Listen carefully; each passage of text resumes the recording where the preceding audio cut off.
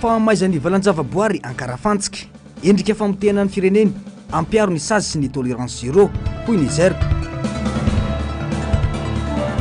Raha rahampirenena tsy ny fiaraha-mitantana no vaolana fa ny fifandanjan-kery hoy ny antokotrikafo. Demokrasia eto Madagasikara anaty tevana hoy ny TIM.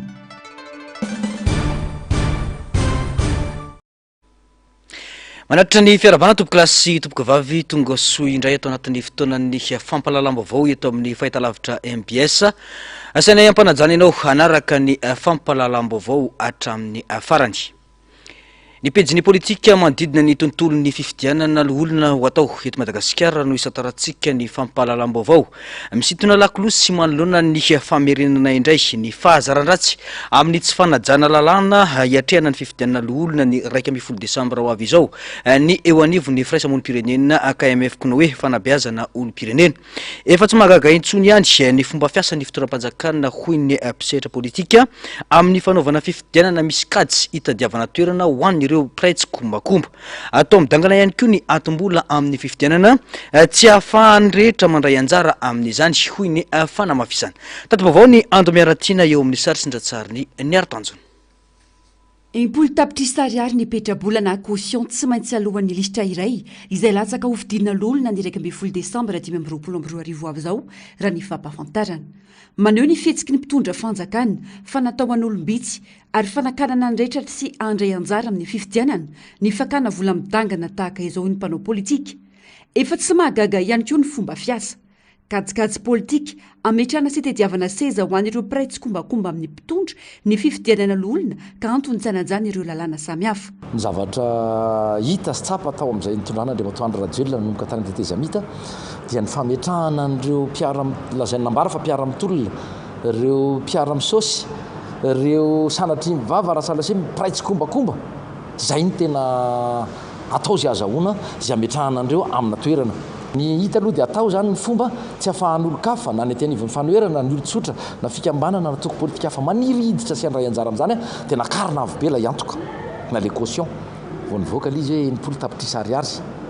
Dia izy moa ny anana an'izany tsy ry zareo amin'ny fitondrana ihany ve mazava be zany dia raha ohatra tany aloha tany nambara fa zavatra mihinam-bola fotsiny zany antemeran-dolony zany dia aleo anaovantsika université io izy io fa ametrahana ny namana, ametrahana ny mpiara mitolona sy mpiara mialatsiny amin'ilay fitena fa masika be hoe tena praitsy kombakomba. Miverina trano ny fahazaran-dratsy amin'ny tsy fanajana lalam-pifidianana ho ny KMF Konoe fanabeazana olom-pirenena.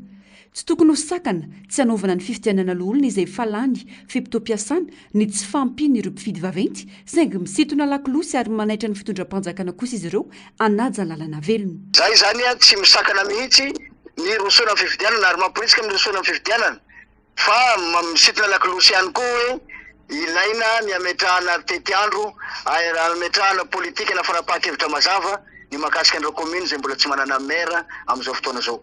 Ka ikoa moa tsy voe ka vota amin'izao nisy fa efa ohatran'izany foana ny fifidianantsika tamin'ny farany teo dia ohatran'izao dia izay le toetra ratsy fahazarana tsy fanajana lalàna zay zany no mahatonga anay miteny hoe tokony ho ajaina ny lalàna raha iroso kokoa tsika amin'ny resaka fifidianana. Miainga ny lalàna ny fanatsarana ny zotra-pifidianana eto Madagasikara ka nanaovan'ny KMF Konoe sosokevitra ny hanamafisana izany. Manomboka sahady any amin'ilay hoe iza maro no atao hoe mpifidy dia fa mila fanatsarana tsika iza maro no atao hoe olona tokony afaka milatsaka ho fidiana dia fa mila fanatsarana tsika. Débat na hevitra tokony mbola atao ihany koa raha le hoe tena olom-pirenena manana vaovao sy matotra ve le mifidy dia ahoana ny isian'izay famatorana zay zany rehetrarehetra zany zany mbola débat zay tokony atao fa zay zany dia manamafy fa tena ilaina ny fanatsarana ny zotra-pifidianana. Izay rehetra zay dia tokony anomboka eo amin'ny fanatsarana ny lalàna ary ny lalàna dia tokony asiana ny fampiarana azy. Raha ny tety androm-pifidianana ho tanterahiny ny 12 Desambra izao ny fifidianana lolona eto Madagasikara. Isokatra manomboka ny 9 Oktobra 2022 amin'ny 7 maraina ary farana ny 13 Oktobra amin'ny 10 ny fametrahana ny antotan-taratasy firotsahako fidiana. Amoaka ny lisitra araikitra n'ireo kandidana feno fepetra ny seni ao anatin'ny 80 andro mialoha ny daty voatondro anaovana ny fifidianana. Raha ny fantatra, bileta tokana no ampiasaina amin'ity fifidianana senatorialy ity. isokatra ny 6 novambra ka ahitra hatramin'ny 6 desambra 2022 kosa ny fotoana anaovana ny fampelezan-kevitra. Efa eo amin'ny vaovao mahakasika ny tontolon'ny demokrasia eto Madagasikara kosa dia ao anatin'ny tevana ny demokrasia eto Madagasikara hoy ny Transparency International Initiative Madagasikara ho an'ny androany. Nambarany izy ireo ihany koa fa voahitsakitsaka ny fahalalana maneho hevitra sy miteny eto amintsika any ka izay fa tsy misy ny atao hoe demokrasia hoy hatrany ny fanamafisany. Enti mitondra amin'ny lohany sisan'ny firenena fa tsy misy ny fanajana ny demokrasia ka miroso makany amin'ny famotehana hoy kosa ny mpanao politika. Antsipriam-baovao tateriny Andro Miaratina eo amin'ny sary sindratsariny ny Artanjona. Singa iray mampiseho ny tsy fisiana demokrasia ny fahasarotana amin'ny fahafahana maneho hevitra sy milaza ny zava-misy marina eto amin'ny firenena ho ny Transparency International Initiative Madagasikara. Adidy sy andraikitry ny olom-pirenena no maneho ny heviny. Anjara asan'ny fiarahamonim-pirenena ny mitondra izany feony vahoaka izany ho ny fanamafisana. Manam-pirofana efa ny zava-misy eto amintsika fa ao anaty tevana tanteraka ny demokrasia. Naiza eto amintsika dia mbola tsy misy, tsy mipetraka ary tsy voaharo izany demokrasia izany. Singa voalohany ilazana an'izany dia ny fahasarotana, ny fahafahana milaza hevitra, mivohy hevitra, indrindra fa ny hevitra izay tsy mifandray loatra amin'ny eritreretin'ny fanjakana. Anjaranay olom-pirenena, anjaranay fiarahamonim-pirenena mampatsiahy fa ny feonay dia feon'ireo olom-pirenena samihafa manerana ny Madagasikara. Raha mety ny ataonareo anatin'ny fanjakana, mety ny zavatra lazainay aminareo, izay lazain'ny olona averinay. Raha tsy mety izay ihany koa no ataonay, izay ihany koa no asehonay, izay ny asanay ary mampatsiahy izay androany hoe ao anatin'ny tena tevana be izany demokrasia sy zo ilaza hevitra izany.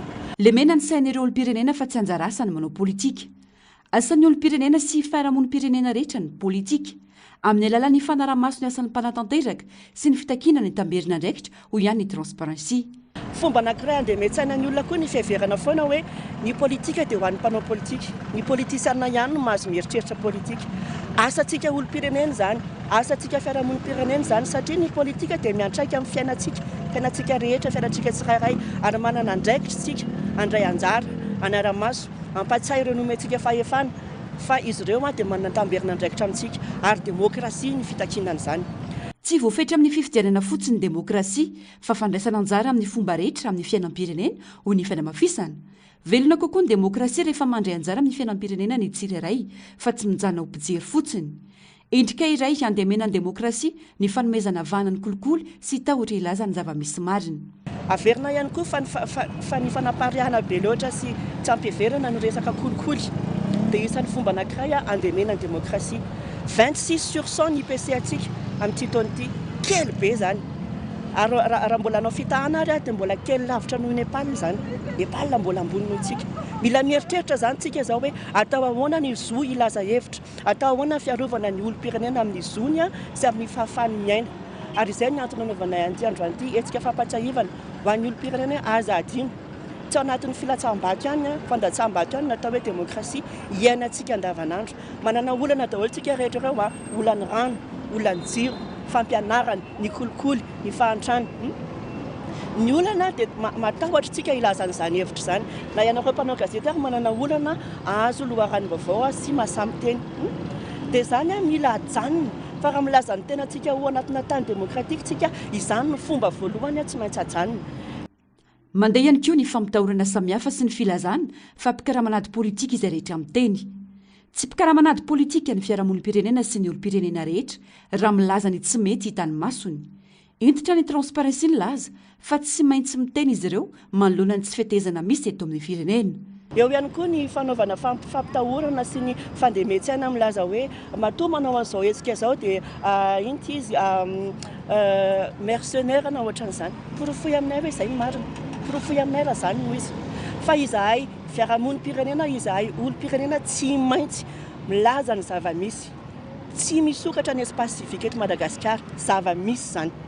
Matoa ny olona any anaty tambazotra sosialy sisa mavita milaza hevitra, mahasamy laza hevitra, efa symptôme zavatra tsy mandeha izany, symptôme demokrasia tsy mandeha izany. Tsy mipetraka intsony ny ady hevitra fanatsarana eto amin'ny firenena. Voahitsakitsaka ny demokrasia ka izay tandrifiny loha mpitondra sisa no ataony kanefa mizotra makany amin'ny fanampitehana ho ny mpanao politika. Tsy avela iteny ilay vahoaka indrindra nay maro anisa fa tapena mba avy amin'ny fomba rehetra dia vohitsakitsaka le demokrasia dia vohitsakitsaka le adihevitra vohitsakitsaka le fahalalana miteny tsy hivoatra mihitsy zany satria zay tandrify ny lohan'ny mpitondra ihany zay hitany fa mety zay ihany sisany ataony nefa am'izao fotoana zao zavatra hita ny tandrify ny lohany hitany fa mety tena tsy mety ary tsy mety amin'le fiainam-bahoaka lasa mitoy le izy dia lasa lainga lasa fitaka tsy misy tanteraka ny nampanantenaina lasa fialana ilana ozy ny tenin'ny tanora lasa fanoliana ny andraikitra any amin'ny hafa toy ny hoe any amin'ny mpanohatra trano hoe zay nareo vitsikely ireo nareo manelingelina fampandrosoana manakana fampandrosoana nefa inona moa no nataon'ny fanoherana tsy nilaza ve ny teny hoe zao ny fomba fijerinay izany fitantananareo ny fireneny zany tsy mandeha araka ny tokony izy tsy mifanaraka velively amin'ny zavatra izay nampanantenainareo zay teny nomenareo amin'ny vahoaka ka nahazahoanareo ny fitondrano teny an-dalambe tamin'ny 9 mipetraka tahotra ho an'ny olom-pirenena araka izany filazana ny zava-misy marina no ny raha-matahora sy fanenjana ataony mpitondra fanjakana hitarafana ny farefony demokrasia zany ho izy ireo masany efa tsy misy toy zany raha ntalatao man'ny ana zany demokrasia zany satria ohatrany hoe zay mbalambarany tena hiavony marina dia ohatrany mety enjehana na ohatry zany tsy mitombana ohatrany hoe resaka atao fotsiny dia atao e fa tsy demokrasia aloha raha eto za tsy dia mahay politika loatra fa mijery lafy mitsotra fotsiny hoe eo ihany raha hita ren'le fitakina indray zany nijerevana azy ohatra ny hoe tsy dia afaka manao fitakina ohatra jiry tapaka tsy dia afaka migrevy loatra tsy afaka manao fitakina be loatra zany andro maneran-tany ho an'ny demokrasia ny datiny 15 septambra araka ny fanapaha-kevitry ny firenena mikambana nanomboka ny taona 7 ary mariana eran'izao tontolo zao hatramin'izao anisan'ireo mankalaza izany ihany koa isika eto Madagasikara nisy nihetsikana marina ny Transparency International initiative Madagasikara izany tetsy Ambohijatovo androany tsy vitsy ireo nanao izany tamin'ny alalan'ny fitafiana mainty androany araka ny fanentanana nataon'izy ireo raha ny tarimarika fa 7 amin'ireo firenena 7 amin'ny filarana momba ny indice de la démocratie namari-pamantarana demokratika i Madagasikara masotsivana 5 no afana mamoaka izany dia ny fanarana dingana amin'ny fifidianana ny fahatsarany fitantanana ny firenena ny fandraisan'ny rehetra anjara amin'ny politika ny fahaiza-manao ny mpitondra ary ny fahalalana eo amin'ny olom-pirenena vao avy any amin'ny faritany toliara kosa indray dia tsy eken'ireo ray aman-dreny sy ny mpiara-mitolona amin'ilay tovolahy maty voatifitry ny mpitandron'ny filaminana tao Benetsy ao anatin'ny komina Ankily Malinika ny fanodikodinam-baovao ataon'ireo mpitondra fanjakana any antoerana ananamafy izy ireo fa tsy mila ny basy toliara ny mponina ao amin'ity komina ity etsy andanin'izay dia adikan'izy ireo ho fanitsakitsahana ny demokrasia ny fihetsika ataon'ny mpitondra fanjakana manoloana ity tetika sa ity narisisy karazafy sy mbola avatsara no mitondra ny antsipriana izay lehilahy iray avy ao amin'ny fikambanana mazoto no maty voatifitry ny mpitandro ny filaminana tao Benetsy komuna Ankily Malinika ny farany herinandro teo isan'ireo vatan-dehilahy manohatra ny fitrandrana fasy mainty ataon'ny basy toliara ity lehilahy ity ary miafina nanaty ala noho ny fanenjehana natao tamin'izy ireo nambaran'ireo ray aman-dreny ao antoerana fa tsy anaiky velively izao famonoana ny zanaka masikoro izao izy ireo mitontolona ary no amafisin'izy ireo fa tsy mila ny basy toliara ny masikoro ngalao vy ngalao vato tsy enkenay io mamono anakay manahaka an'io hanagnanay va la baka andafy agny aka hangalana ho azy am-pelatagnanay ro hamono anao anay mba mietsefa nareo fa maty raha eto rahay masikoro eto inaniketo amin'ny Benetsy eto inaniketo zao fiarova tany igny mahafaty olo fa tsy raha nisy nandray valagny an-tagna ka tinifitsy tsy azo tovogna moa zao fa izay ny marina ary i volagny zao ino gny but démissionnereo miaramila reo laha aveto ary aiegny ordre démission rozy laha aveto ka tifitsy ro atao tifitsy olo mivorivory rano tabika manday rano ty finoman'olo rano gn'atoy fantsakan'olo gn'atoy ka zay ho mivorivory eo ka ho tifirinao tsy olo tratsy ambalana omby agny tifiry avao atao sainakoho rahay atoy io amin'ny fiarovagna ny toy tany toy ato maty manahaky an'ireo tifiry militseto ka la miboaka ampitokatona toy aiegny raha hanaka atoy ka io ao tsy enkenay raha ny vaovao navoaka ny mpitondra any antoerana dia voalaza fa voarorohy tamina resaka fakanan-keriny ary mpamelikeloka ity tovolahy voatifitra ity tsy misy idiran'ny fanoerana ny bastuliarany na voatifitra azy araky ny fanazavana tsy marina nefa zany hoy Eliarabe vahiny izay nilaza fa olona akaiky sy mpiara-mitolona io namony ainy io tsy azo ekena ho isy ny lainga sy ny fanodikodinana ny serasera toy izany miray tsokombakomba amin'ny fanenjehana ireo mpiray tandrazana manohitra ny bastuliara ny tetika asa bastuliara sy ny mpitandro ny filaminana hoy ny fanamafisana. Zavatra misy moa zany dia misy an'ilay zanam-pokotany atao hoe ampasy magniliky izay ao amin'ny fokotanin'ny Benetsy ihany moa zany izy io fa somary anaty ala andro arivariva tokony amin'enina dia ao anatina fivoriana zany ny sasatsasany amin'ireo le namana fikambanana mazoto ireo ny tonga tampika avy any reto mpitandro filaminana reto tsy misy resaka fa tonga dia tifitra vararaka avy hatrany zay zany na tonga le hoe nisy namana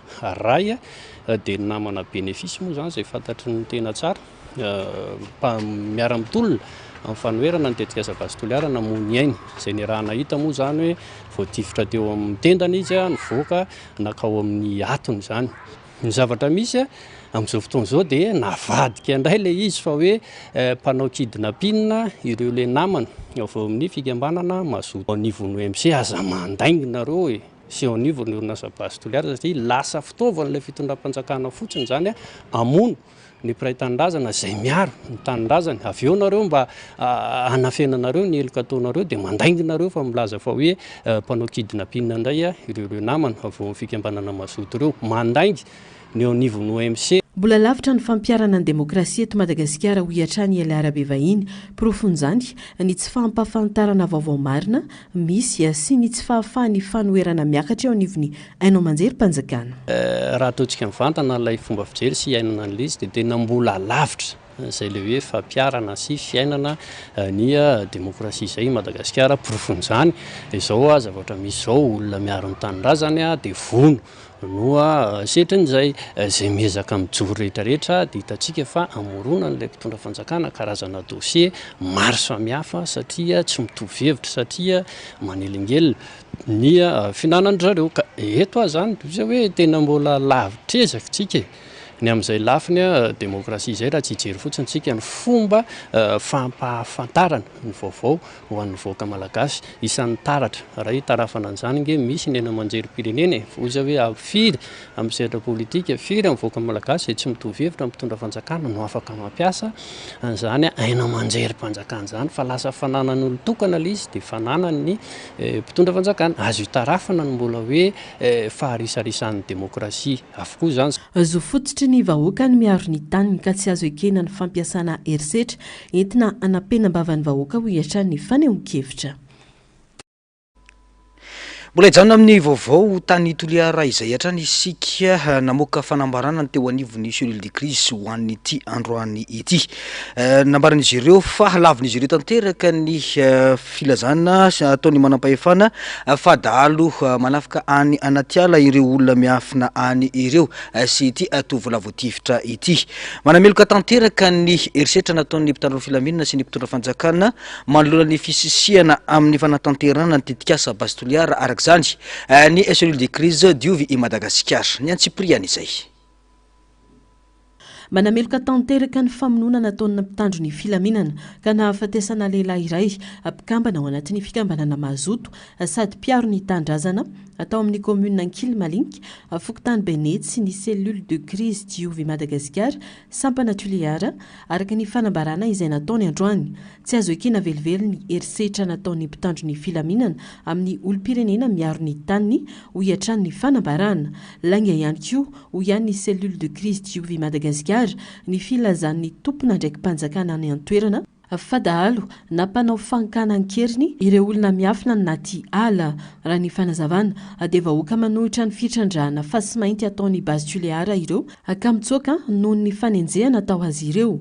Nanamafy ny cellule de crise fa efa mambolana noho ny tobian'ny mpitandro ny filaminana atao Benetsy sy ny manodidina ka sarotra ny inona fa isy olona sa anao fanafiana na fankanan-keriny ao amin'ny toerana feno mpitandro ny filaminana io. Satria fa teto zany andriamatao andrinidina rajoelina dia hiverinany zany zahay io zany fiveregnany mamono olona ny zandaro io zany fiveregnana toy io firy andro moa nampisy zandaro agny tsy fa misy ambolany maromaro zay dia androany zay hisy olona hanao malaso lainga zany tena mandainga zay nilaza hoe malaso io olo io fa olona pikambana ao mazoto ka tsy misy ny manjakavahoaka am'izao raha nataotao benetsy zao satria tena fagnitsakitsahana ny manjakavahoaka zao zavatra atao ao zao zandaro tsy haiko polisy tsy haiko miaramila fa tsy tokony hanao ohatran'izany zany reo olona reo fa raha tena trano filaminana izy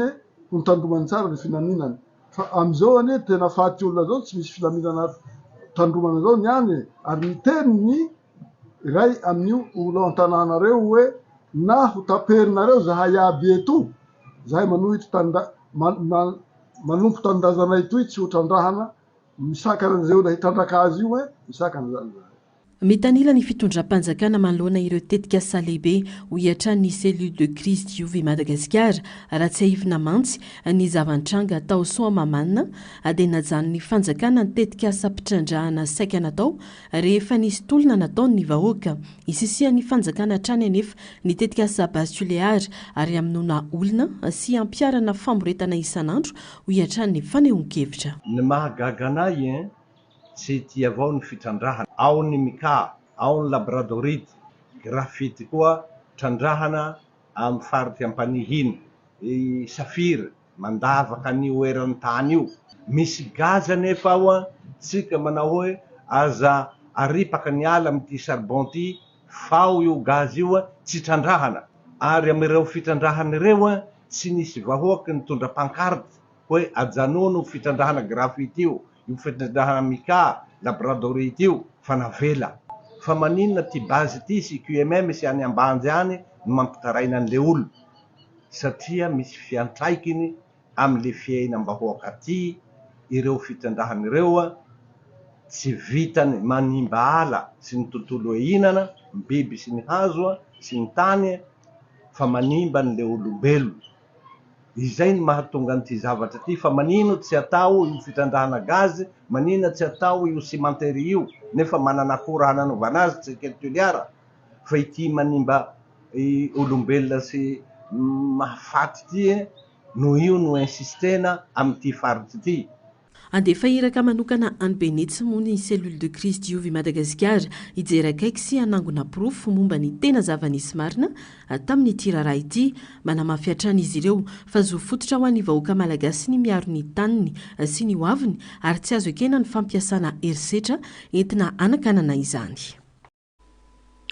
Wampiteny amintsika eo ihany ny toy izay vovomitranga any Toliara izay fa iverina vetivety ao anatin'ny tontolon'ny politika isika tsy fandangolangona sy ny fiantsona fiaraha-mitantana ary ny fananganana gouvernemanta iraisana no vaolana amin'izao crise misy eto amin'ny firenena izao hoy ny eo anivony Antoko Otrikafo tsy ny fitadiavana seza amin'ny alalan'ny gouvernemanta iraisana no ama ireo olana ara-politika fa mila fifandanjan-kery sy fifanoeran-kevitra entitra sy mafonja ary ny vonina ifanatrika amin'ny fitondrana miantso ny fanoerana ny Antoko mba irahina anangana vondrokery matanjaka ho an'ny fanarenana marina ny firenena. Ny antsipriany zay tatery ny Narcisse Karazafy eo amin'ny sarin-jatsariny mbola avatsara.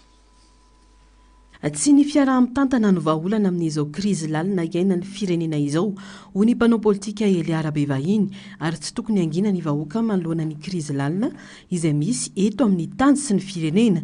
Isan'ireo antoko politika natsoa ny vondrona telo tota ny Otrikafo tamin'ny 1 Aogositra 2024 tsy miombon-kevitra amin'ny fangatahana fiaraha-mitantana ny antoko tsy ny fangatahana seza sy toerana amin'ny alalan'ny fandangolangona amin'ny fananganana gouvernemanta tenerana no amany olana ara-politika ho iatran'ny filohan'ity antoko ity mila fifandanjahan-kery sy fifanoeran-kevitra mazava sy mafonja amin'ny fitondrana nampitandrina ihany koa ity mpanao politika ity ahafahany mba endrika ny fanoerana ny fivoizana sy fakatoavana ankolaka ny hevitra momba ny gouvernemanta iraisana izay kasain'ny vondrona telo tota ao atao.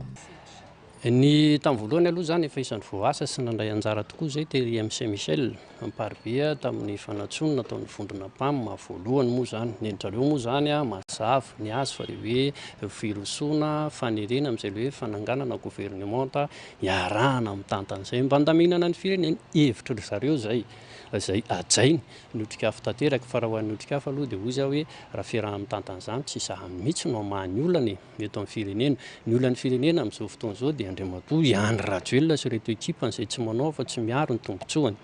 Zay zany le izy raha resaka koa hoe mitady ny fomba rehetrarehetra tsika noerana anio tsy resaka négociation na fiaraha-mitantana mihitsy no andamina an'izany fa zay dia tsy miova amin'ny hevitray hoe mila rapport de force io. Zay le izy raha hitady rapport de force tsika ahoana no ahafahana manangana ery ny tena mpanohatra tena hoe vonona ifandona ara-politika sy arakevitry no resahako amin'ireo lay mpitondra fanjakana eo fa raha tsy izany ozy aho hoe raha zao zavatra misy iainana zao fandangolangona ve négociation ve ny heverintsika fa hoe ampiova hevitra ny fitondrana amin'izao fotoana zao ozy hoe nofy ihany zay zavatra zay ary amezako azy toy hoe endrika ratsy eo anatrehan'ny voaka malagasy ange le endriky ny fiaraha-mitantana satria efa niainantsika ange zany tamin'ny teteza mita zay vao aingana fa inona ny tombon'izany zao fahantrana be misy eto amin'ny firenena zao. Miantso ny fanoherana mba hirahina sy hanangana vondrikery mafy orina entina manohitra ny fitondrana ary mba hahafahana mitady vahaolana mazava ny antoko otrik'afra ny fanazavana trany mba hahazahoana manarina ny firenena sy miatrika politika madio sy mangarahara. Mitaky fampiaran-dalana sy sazy entitra na tolérance zéro ho an'ny ireo izay voakasika sy tompon'antoka tamin'ny famaizan'ny valanjavaboary ankarafantsika ny eo anivony gerpa raha tsy mba zafy Jona androany. Nambara ihany koa fa misy tompon'andraikitra maro ihany koa no tokony hitondra fanazavana manoloana ity tranga ity. Efa tsy fotoana ny fanabeazana intsony zao izy fa fampiaran-dalana sy fanatanterahana asa ary fisorohana ny tranga hoy ny fanamafisana. Tato bavao ny Ando Miaratina eo amin'ny sary sy ny datsariny ny Artanjona. Toerana misy saroa anatin'ny valanjavaboary ny ankarafantsika noho ny rehetra nanomboka ny ariva ny alakamisy 20 septambra lasa teo dia tao maro aboaly sy mahatazana. Ny andro ny sabotsy 13 septambra no voafeny avy tao mahatazana. Omaly alady kosa voafeny firetana tao maro aboaly. Paikady vento tsy mahomby saizana no tsy manao ny asany ho ny filohan'ny gerpa nametra mpanontaniana manoloana ity tranga ity. Mialoha no tokony hanamafisana ny fisorohana ny afo ho ny fanamafisana. Fanapotena sy fanafaham-baraka fitanteraka ho an'ny firenena malagasy ny tranga toy izao ka mitaky fanaisana ndraikitra entitra. Faham-baraka satria fanapotena firenena mihitsy ny arzany moa ny eritreretra hoe tena maninona moa tena liziny ao anaty taratasy hoe ao anatin'ny eloka be vava fa raha tena izy misy olona ray roa telo voasambotra dia migadra ny olona fa le olona migadra ny tsy mahonitra ny zavatra potika sy mahita hoe za tsy resaka koatra ny fahambaraka ny firenena ao am'resaka fizahantany. Mipaikady venty tsy mahomby sa izany tsy manao ny asany fantanina lehibe zay ary mila valiana. Za mieritreritra fa raha ala any amin'ny raha 10,000 hectara fotsiny ary tsy mora miaro an'izay fa kosa misy zavatra azo atao dia izao efa fantatra le toerana beafo. Dia rehefa fantatra le toerana beafo tokony efa mafisina zany fotoana aloha be mialohan'ny afo tonga reny toeran'ireny. Fa tsy hanao pompier foana tsika rehefa tonga le fotoana vao ikoropa keto Tsy fotoana ny fanabeazana intsony zao fa fampiaran-dalana ho an'ireo zay tratra mandoro tandrazana. Tena zay olona tratra aloha tena tanteraka arabaky teny le hoe zéro tolérance. Mila fanjakana entitra fa matetika koa mantsy rehefa tafiditra resaka politika izy ty manahirana be mihitsiny. Ary zay foana ny olona eto amin'ity firenena ity rehefa tafiditra resaka politika dia hodina tsy resahana eo na délinquant tsy maintsy ampalifaliana fa mila vatona olontsika zay foana leto Madagasikara. Satria zao mantsy dia beazo ny olona taizao ny efa 5 taona nazahoana fahaleovan-tena ve toko beazona amin'inona tsony zany olona efa retirety zany raha ohatra ka aza mpanjakana olona tsy efa tsy raitra mibala amin'ny fananarana tsony zany fa so dia ampiakarina zany le nivoan'le satria ity ao anatin'ny valan-javaboary sy hoe le lalàna ataovy entitra le lalàna raha aza misangisangan'le lalàna ataovy ohatrandre mamono olona sy sazy enjana indrindra. Tsy mora ary tsy vitan'olo tokana ny ady fa mitaky fandraisana ndraikitra sy fiara-misalama ny rehetra. Misy any koa ireo manampahifany ny fotony tokony ijoro manoloana ny zava-misy. Tsy mijany eo amin'ny filazana fotsiny fa voafeny ny afo ny vahaolana fa milasa mivaingana amin'ny fisorohana mialoha sy ny famitombona ny fahameloana. Nao fa voafiaraka baky teny tokoa satria matetika moa ny feo rehefa avy amin'ny fitonana dia efa voafeny afo voafehatramin'ny oviana ina dikan'leo voafehy satria anomboka indray zany amin'ny toeraka afo sanatria iengany ka tsisy zany fa dia tokony ampitombo vigilance zany tsika tena mety tsy mora miady amin'io afo io rehefa tena mitsoko zay ny rivotra ka dia misoroka ihany zany ny azo atao hoe misoroka ihany ny azo atao de ahoana ary zany ny soroana le pompier manirina Madagasikara ranga aloha hiasa le za zany am'reny toerandreny iza ny gouverneur am'le toerana io iza ny lehibe ny district iza ny lehibe tompona andraikitra reny fa tsy akinina mpitantana valan-javaboary sy le gestionnaire fotsiny tompona andraikitra reny olo reny fa tsy hoe may niaraka nafantsikaantsika iza ny de lehibe ny district ao tokony anazavy izy ary tokony ara ifanolo tanana amreo mpitantana le valan-javaboary fa voafetra ihany ny vola voafetra ihany ny fahefana fa zareo no afaka mampiatra ny lalàna raha ny vaovao samy hafa itsika nininana atao no nahatonga ity firetana atao amin'ny valan-javaboary na karafantsika ity mbola tsy fantatra mazava kosa nefa ny velara-tany may sy simba atao aoriany tranga faritra rovana isan'ny tokony asary-piaro malagasy ny valan-javaboary karafantsika ito toerana ity izay mitahiry karazana biby sy zava-maniry samy hafa izay ahina ho lany tamingana raha tsy laza afa-tsy ny zava-maniry 500 karazana ka ny 300 mahery amin'ireo tsy hita raha tsy eto Madagasikara eo ihany koa ny karazana vorona izay efa misy hatramin'ny 100 mahery karazana ary ny varika misy 8 karazana. Tontolon'ny asa fanaovan-gazety sy ny fanabeazana olo-pirenena dia namoaka torolalana vaovao momba ny fanabeazana amin'ny Aino Manjery. Ireo vehivavy mpanao gazety malagasy ho an'ny androany. Izy io izay fiaraha-miasa tamin'ny Action Media Francophone sy ny Iltsera. Tanjona indrindra ny anamafisana ny fahaiza-manao ny tanora mandinika sy ady amin'ny vaovao diso. Narsisy karazafy sy mbola avatsara no mitatitra ny antsipriana izay.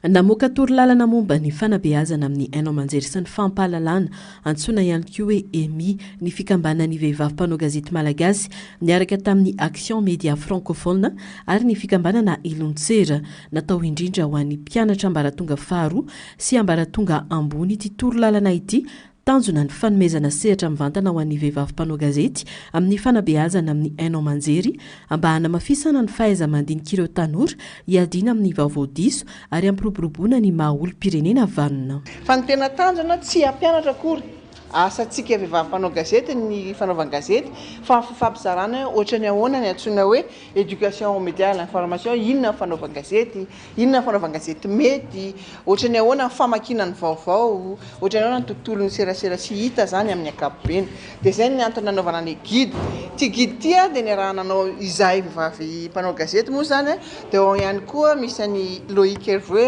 mpampianatra mpanao gazety ary efa taleny école de journalisme de Lille le izy mora ampiasaina tena farak'izay mora fa ny fahaizana ao anatiny mila ao anatin'ny atidohan'ny tsirairay amin'ny ankapobeny satria eto zao misy torolalana ohatra ny ahoana ny tokony ataon'ny mpanao gazety inona ny tanjon'le séance dia inona ny zavatra ilaina dia ty le séance tonga dia mandeha automatique fa mila kosa fandraisana anjara miaraka mpanao gazety aloha fandraisana anjara zany hoe formation dia zay vao afaka midina an-tsehatra mahakasika an'le izy maro ny mpiara-miasa Iltsera Action Media Francophone misy akoa mbola mandondony andao hiara-iasa amin'le izy satria fitaizana amin'ny ankapobeny ho an'ny malagasy ray manontolo le izy ary indrindrandrindra miainga avy any amin'ny tanora. Isan'ireo nanampy tamin'ny fanofanana sy fandalinana manokana ny tetikasa ireo manam-pahaizana toa ny Loïc Hervé mpanao gazety sy mpampiofana tao ihany koa Ilova Rabary Rakotondravony filohan'ny Action Media Francophone Madagasikara Nadia Olomanalina mpanao gazety mpampiofana ary ireo mpiara-miombonantoka maro manohana ny fampiroboroboana ny asa fanaovan-gazety mirindra sy manabe olo-pirenena manana anjara toerana lehibe amin'ny fananganana fiarahamonina mitovy lenta sy ny fampahavitriana ny maha olo-pirenena ny vehivavy mpanao gazety malagasy eo am-pikarohana vola anohanana ny famoahana amin'ny prity miloko ity boky ity sy ny fanombohan'ireo fiofanana eny amin'ny sekoly ny tetikasa amin'izao fotoana izao. Ny tambazotra tserasera voateny atao anatiny ato tsy hoe pozina foana fa afaka ahitana zavatra tsara koa dia mba hitaritana ny olona zany hoe ahita inona mety ho zavatra tsara amin'ny tambazotra tserasera fa tsy fanapotehana olona dia zay ny antony anisan'ny fidianana misy loha hevitra folo anatin'le izy hoe ohatran'izao ny fitondrana tambazotra tserasera ohatran'izao fanaovana vaovao dia isan-karazany zany ao anatin'le izy le izy koa moa zany tsapa sy hita fa matetika misy zavatra manimba olona koa ny amin'ny internet Facebook tsy voafehy dia anjarantsika rehetra ny miara-miasa dia anjaranay mpanao gazety manoro lalana tsy hoe zay ny tapitrohatra tsy tsika mpanao gazety ny tapitrohatra fa isika kosa manana didy amin'ny firenena zany mifampizara sy manome hoe ity misy toro lalana. ty boky ty mpanao gazety ny voalohany 702 vehivavy mpanao gazety. Raha reo 702 reo misy anatiny 23 régions de Madagascar no samy manao maka sekoly, azonareo an-tsaina ve nihitatra fitaizana amin'ny vahoaka malagasy mahakasika an'izay. Zay aloha le izy amin'ny voalohany. Eo ampamolavolana ny guide pédagogique ny éducation média ho an'ny vehivavy marefo, femme vulnérable sy marginalisé zany zay koa zao dia mandeha mety hoe isaky ny ambolana eo zany mety misy nouveauté, fa le izy tena hoe misy recherche niangana zany dia avy eo amin'izay mandeha manao an'le izy ary tsy maintsy mampiatra. Dia le eo amin'ny fampiarana ihany koa misy le guide dia misy retourn'le guide rehefa manao dia zao no tsy mety, zao no mety dia atsaraina miandalana foana le izy zany amin'ny ankapobeny. Manaprofo ny fandraisana anjaran'ny vehivavy mpanao gazety ny tetika sary indrindra manampy amin'ny fanabeazana ny taranaka ho antoky ny fiarahamonina demokratika sy mirindra. Tontolon'ny fanabeazana an-tsekoly kosa indray dia olana arabola no mampiena ny isan'ireo mpianatra tokony hiditra hianatra ao amin'ny CG Morafeno distrikany amin'ny Mananjary. Vitsy dia vitsy satria manodidina ny 50 monja no hianatra ao amin'ity sekoly ity amin'ity taona ity. Isan'ny anton'izany ny saram-pisoratana anarana 7 alina ariary io saram-pianarana io izay anefana ny karaman'ireo mpampianatra frama misa 9. Ny antso vahaolana ny solom-bavambahoaka mamiaja Sarlo izay nilaza fa tsy foto-drafitrasa intsony ny olana fa ny fanonerana ireo mpampianatra ireo. Tato-baovao mahakasika izany. Manodidina ny 50 monja ireo mpianatra andrasana hiditra hianatra amin'ny taom-pianarana vaovao ity ao amin'ny CG commune Morafeno distrikany Mananjary. Araky ny fanazavany Randriana Antenaina Nicolas, fololefitry ny fikambanany ray aman-dreny na ny fefy sady solotena ny mpampianatra frame. Antony lehibe mahatonga izany hoy izy mavesatra ny saram-pisoratana anarana. Voatery mandoa 7 alina ariary isaky ny zaza manko ny ray aman-dreny mba andoavana ny karaman'ireo mpampianatra frame izay miisa 9 ao amin'ny sekoly. Ray monja amin'izy ireo ihany no efa voaray ho mpiasa raikitra. Satria mandoa vola eo amin'ny 7 alina ariary ny mpianatra iray dia miampy frais généraux 2 alina ariary. Raha ny vola zay zao dia ny vola 2 alina ariary dia fampandehanan-draharaha ao amin'ny sekoly, fa ny 7 alina ariary dia andoavana kiramany mpampianatra frame. 7 ny mpampianatra eto dia 2 ny recruté dia 9 no entoany frame. Tena manahirana be ny ray aman-dren'ny mpianatra ny mahavita voalohany 7 alina satria izaraina 2 no fandoavana ny volan'ny frame mareo, mandoa 3 alina ny voalohany miampy ny frais généraux dia 4 alina dia ny deuxième tranche mandoa ny 3 alina faharoa. Tena manao sarotra misy azany sasany dia amin'ny sokandarana tsy mahavita ny saram-pianarana. Tonga nijery fotony zavanista ao amin'ny commune Morafeno ny solom-bavambahoaka izay nitondra table banc miisa 520 ho fanampiny. Nitsidika ireo efitrano fianarana vaovao miisa 3. Foto-drafitrasa natsangana tamin'ny alalan'ny fikambanana mifagnomba koa ny tenany. Ny antso vahaolana aingana noho izany ity solom-bavambahoaka voafidy ao Mananjary mamiaza Sarlo. Afaka mandray mpianatra betsaka ho izy ny sekoly raha vaovay io olana io satria efa ampy ny efitrano fianarana sy ny table banc. Mitondra fangatana amin'ny ministry ny fanabeazam-pirenena Saondraro Malala Marie Michel honorable aty amin'ny CG Morafeno zao magnano fisidiana sy nanolotra table banc reto dia voarainy table banc io sady nisidika ny fandrosoan'ny asa fanaovana lakilasy eto amin'ny CG. Raha vita io lakilasy io dia manana efitrano anaky 7 ny CG eto dia tsy manana olana table banc fa tena mba angatahan'ny olona eto zany angatahako za député koa mba ampina ny mpampianatry ny fanjakana eto amin'ity CG ny Morafeno ity fa tena sy ampy. Anankiray ihany raika fotsiny ny mpampianatry ny fanjakana eto dia velony taraigna n'ireo ray aman-dren'ny mpianatra amin'ity fampianarana zany amin'ny fampianaran-jaza satria miantraika agny amin'izareo ny fiantohana ny mpampianatra frame. Mampiseho indray ity tranga ity fa mbola olana lehibe ho an'ny fampianarana ny tsy fisina fanohanana arabola maharitra ho an'ny mpampianatra frame. Raha voafetra amin'ny fandoavana saram-pisoratana anarana sy saram-pianarana ny mpianatra vao afaka hiditra an-tsekoly dia hiena foana ny ankizy hianatra ary hiantraika amin'ny hoavin'ny tanora ao amin'ny distrika Mananjary izany. Fanakotrika ny fihetsehana ireo mpilalao-tranona zanaky ny komina Alasora sy Ampitatafika ny farany herinandro teo.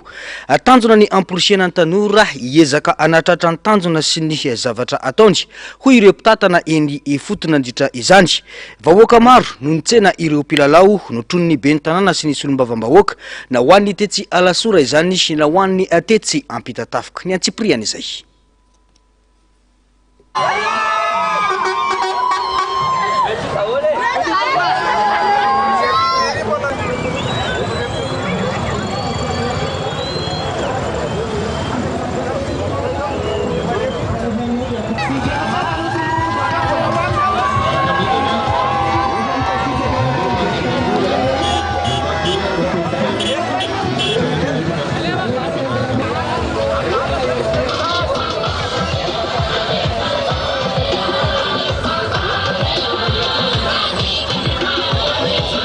Tsy nisy toy izany ny hafaliana teto Alasora distrika Navaradrano omaly. Tonga maro ny vahoaka sy ireo manam-pahefana tetỳ an-toerana. Nandray any Mamsoa Tsola, zanaky ny tanàna nanandratra ny voninahitry ny firenena, nandritra ny trano na 420 sy 2 nahazo medaly volafotsy i Madagasikara tamin'izany. Lasa reharian'ny malagasy fa indrindra ireo mponina eto Alasora. Fety lehibe ny fiverenan'izy roalahy ka teo ny karnaval ny ainga teny bypass ary ny farana tamin'ny lanonana teo amin'ny Kianja Est mahazo arivo. Niarany faly tamin'ny vahoaka ny ben'ny tanàna Jimirandriantsoa sy ny solombavambahoaka roalahy, ny solombavambahoaka Avitra Andriamosa voafito amin'ny distrika Navaradrano sy ny solombavambahoaka Rambomanana Feno izay voafito amin'ny boriboritany fahatelo. Ny commune moa zany hatreto aloha nanome ny mari-pakasitrahan'izy Mindralahy sy nanome ihany koa ny armoirian'ny commune izay anisan'ny honneur zany omenay an'izy Mindralahy. Ny ankoatran'izay moa dia nisy ireo orinasa maro samihafa izay nanolotra fanomezana ho an'izy ireo ary anisany ihany koa zany ho apetraka ao amin'ny stade communal d'Alasora Ampotrazaka ny sarin'izy ireo mba fahatsiarovana zany an'ity hoe na vice champion Madagasikara ity satria anisany zanaka Alasora nandray anjara tamin'izany izy ireo. Nanamafy ny ben'ny tanàna Alasora fa hitoy hatrany ny famporisiana ireo tanora ho ty fanatanjahantena. Isan'ny paikady efa napetraka teo anivon'ny komina raha teo ny fanaovana fifaninanana isam-pokotany izay karakaray ny komina. Ankoatra ny tetỳ Alasora ity dia ny sabotsy teo no nandraisan'ny vahoaka Ampitatafika sy ny ben'ny tanàna tamin'ny fomba makotrokotroka sy tampireriana Anitony sy Gregas izay anisan'ireo nandray anjara tamin'ny sanina 420 sy 2 ihany koa. Namarika ny fotoana ny filaharana an-dalambe sy ny fankalazana natao ho mariky ny fanekena sy ny fankasitrana ny ezaka nataon'izy ireo. Misy tokoa ny fankasitrahana zany hoe misy certificat omen'ny commune, omen'ny vahoaka Ampitatafika moa no tena marina satria ny ben'ny tanàna dia vahoaka Ampitatafika. Dia misy koa ny fanomezana kely, mety ho kely dia kely tsy araky ny sahaza tilorana ho izy ny fitenenana fa miendrika ny commune Ampitatafika angambany hoe mba manolotra kely zay zaka tsy atao fotsiny hijery fotsiny an-dalahy raha miezaka vitany. Mbola maro be moa ny zavatra ifaneraseranay fa ny androany aloha dia certificat sy misy fanomezana kely lelam-bola tsy dia tena betsaka. Misy tsy ambaratelo-pahombiazana eo amin'ny fiainana ary ilaina ny fikirizana raha te ho tafita hoy ireto mpilalao ireto. Mahereza dia mikiriza foana fa rehefa hoe soasoavina le football dia manasoa dia mila fikirizana sy fiaretana dia miasa zay ihany ny secret fa tsy secret koatra.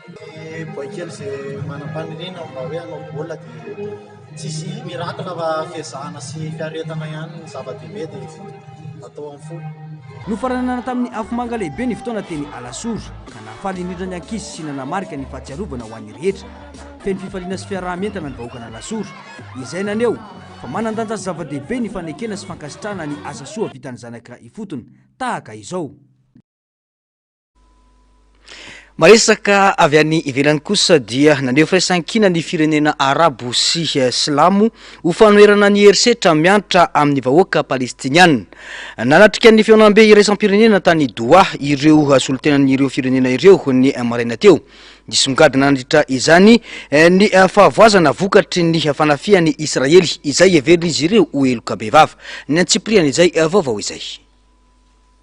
Nampiseho firaisan-kina ireo firenena Arabo sy Silamo manoloana ny olana Palestiniana. Tanjon'izy ireo ny anehoana fa tsy ekena intsony ny herisetra ataon'ny Israely amin'ny Palestiniana. Nanamafy ny Prime Ministra Qatari nandritra ny fihaonam-be iraisam-pirenena tany Doha androany fa tonga ny fotoana hanenjehana sy hanasaziana ny Israely noho ny eloka bevava nataony. Tao anatin'ny taona marina fanesy izy fitsarana tandrameta ka nampiarina ka tsy azo ekena intsony. Tsy maintsy saziana Israely noho ny ady mikendry ny fanesorana ny Palestiniana amin'ny taniny sy ny fanerena azy ireo hifindra toerana ho ny fanazavana. Ho resy izany politika izany ninona fanazavana omeny Israely hoy hatrany Qatar. Etsy andaniny nilaza ny minisitry ny raharaham-bahiny ao Qatar fa hodinina mandritra ny fivorinany hampiarana ny fifandraisana. Andrasana ny fahatongavan'ny filoha iraniana, ny filoha turka ary ny filoha palestiniana ary ny solontenan'ny Hamas.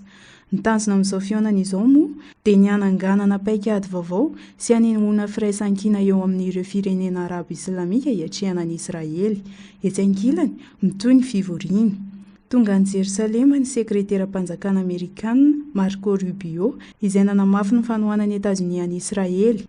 Nanamafy Marco Rubio fa na dia misy aza ny tsy fitovian-kevitra eo amin'ny Israely sy Etazonia dia tsy miova ny fifandraisan'ny firenena roa tonta. Tsisy fiantraikany amin'ny fifandraisan'ny Etazonia sy Israely ny fihaonana any Qatar. Na dia toerin'ny fianakaviam-be iraisam-pirenena aza dia teren'ny praiminisitra israeliana i Qatar hanilika ireo mpitarika ny Hamas mipetraka any Emiraty. Raha tanteraka izany dia esorina ny sakana lehibe amin'ny fifanarahana mikasika ny fandriam-pahalemana ao Gaza.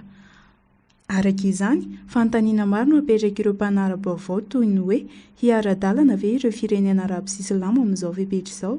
Mety hisy vokatra tsara azo tanterahina ve ity fihaonana ity mba hanerena ny Israely hanaja ny zony palestiniana? Anaiky hiala amin'ny Hamas ve i Qatar sa mbola hijanona amin'ny toerany? Raha mitohy ity toetra raha ity dia miharihary fa hiamafy ny fikorontanan'ny faritra ary mety hisy vokany lehibe eo amin'ny fiarahamonina iraisam-pirenena izany. Fa any RDC kosa indrasy dia manomboka ny fanentanana amin'ny fanaovana ny vaksiny iadina amin'ny valanaretina Ebola any antoerana. Fipoahana maro no nitranga manoloana ity aretina ity raha ny tati-baovao voaray. Miroso amin'ny fandraisana andraikitra manoloana izandrindra ny manam-pahefana any antoerana sy ny mpiara-miombona antoko. Ny Antsipriana izay. Boapino ivon'ny fiparitahan'ny aretina Ebola tao amin'ny faritra Kasai ao amin'ny Repoblika Demokratika ny Congo. Vaksiny vao miisa 12,700 no voazara sy nampiasaina. Tafiditra anatin'ny tahiry-pirenena miisa 2,000 ireo vaksiny ireo ary nahazo fankatoavana ny fanampim-vaksiny miisa 5,700 alina hanamafisana ny ady amin'ny aretina Ebola. Ireo olona nifandray akaiky tamin'ireo marary sy ireo mpiasan'ny fahasalamana eny amin'ny sehatra voalohany no ifantohan'ny paikady itsinjarana ny vaksiny na koa ilay antsoina hoe anao. Ankoatr'izay, efa naparitaka koa ny fitsaboana MAP 114, fitsaboana amin'ny alalan'ny anticorps monoclonal ho an'ny mararin'ny Ebola. Raha ny vaovao ofisialy dia nahitana trangana Ebola 2.3 tao Boape ka 90 no tranga voamarina. 40 namoy ny ainy vokatry ity aretina ity. Mahery ny 50 ireo manam-pahaizana avy amin'ny fikambanana iraisam-pirenena misahana ny fahasalamana na ny OMS no miasa eny an-toerana ka misahana ny fanaraha-maso, ny fitsaboana ary ny fanentanana. Zao kosa indray dia anaraka ny hafakely. Nahita alagoavana miafina any ambanin'ny tany ny paisiansa any amin'ny 7.9 metatra ambanin'ny tany ao amin'ny lavaka goavam-be iray any Kyongsi, Chine no misy azy. Misandratra any amin'ny 400 metatra ny azo ao anatin'ity lavaka voajanahary ity ary mety misy karazany hafa mbola tsy fantatry ny siansa mihitsy ao. Antsoina hoe Tiangenga ireo lavaka goavam-be ireo noho ny fikorontanan'ny vato limestone. Efa mahazatra ny toerana ihany izao tranga izao, saingy ity indray mitoraka ity dia manana tontolo voajanahary manokana sy manan-karena izay manome tompo-maso tsy fahita firy amin'ny fomba ahafahan'ny zava-manan'aina miova sy miaina amin'ny tontolo sarotra sy tsy mbola voakitika. Mihevitra ny paisiansa fa mety misy karazana zava-manan'aina tokana ny tany ao amin'ity tontolo ambanin'ny tany ity. Noho ny fisarana sy ny toetrandro manokana ao anatiny ka mahatonga azy ho harena ho an'ny fikarohana momba ny karazana sy ny fahaiza-manao miova. Tena mbola mamy sy feno zava-miafina tokoa ity planetantsika ity, miandry fotsiny ho hita sy ho fantatra. Tovovavy indiany Ashikave, 17 taona, nisy ny 700 tao am-bavany. Nandritra ny volana maromaro dia nambarany fa marary azy ny ao amin'ny valany ranony. Nentin'ireo ray aman-dreny tany amin'ny hopitaly avy hatrany ny tena nanoloana izany. Ary nahita fivintosana tsy fahita firy antsoina hoe odontom ny dokotera. Tao anatin'ny fivintosana nahitana ny fikely anjatony tao amin'ny valano ranony ambany. Tao aorian'ny fadidinana haritra adiny fito dia tafiakatra roa ampy 320 ireo nify miisany sorina. Ny sasany toy ny tena nify, ny hafa kosa toy ny bakoly kely. Nampiasa fitaovana hafa toy ny fandraka ireo mpitsabo na ny sorana nify sasany satria misy nify mafy dia mafy. Sidrana soamantsara esika ankehitriny ary 7 sisany nifiny amin'izao fotoana izao. Any Aostralia afovoan'ny hevitra mangatsiaka dia misy tanàna iray ahitana mponina miaina any ambanin'ny tany, tanàna mahatalanjona satria miroboroboka nefa any ambanin'ny tany any. Miaina ao anaty tambajotra ambanin'ny tany ao daholo ny mponina no sady afaka miaina toy ny fiainan'ny olombelona ety ambonin'ny tany ihany koa. Mba ialana izy ireo amin'ny hafanana mahery vaika ateraky ny hevitra. Ity tanàna tokana ity moa dia manam-porofo fa afaka manova ny toe-javatra sarotra iainana ho azo iainana ny fahaiza-mamorona sy ny fahaizan'ny olombelona. Tapitra ny fampahalalam-baovao antsika tompoko lahy sy tompoko vavy mankasitraka anao nanaraka izany hatramin'ny farany isorana ireo teknisiana sy ny namana mpanao gazety niaraka nanatontosa izao fampahalalam-baovao izao. Ny tena kosa ametraka ny soavatsara veloma tompoko.